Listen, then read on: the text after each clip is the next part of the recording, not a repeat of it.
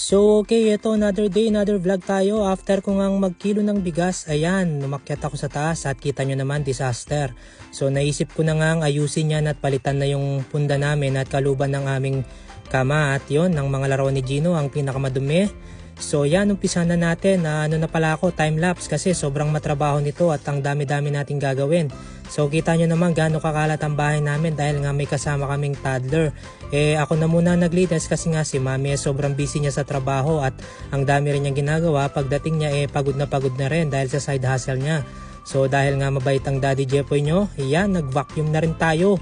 Para si mami ay relax na lang pag uwi niya, kakain na lang at magpapahinga na lamang. So yan. Kita nyo naman gaano katrabaho pero napaka-basic lang niyan kay Daddy Jepoy kasi nga nagraran tayo at exercise. So parang exercise lang to, ganun yung iniisip ko kaya sumisipag lang ako lalo. So yan, para sa akin madali lang yan, walang kahirap-hirap. Kita nyo naman pawis na si Daddy Jepoy nyo. Gusto kong mag-aircon pero wag na lang para makatipid na rin sa kuryente at healthy pa yan, ginagawa ko na yan pagpapawisan ka.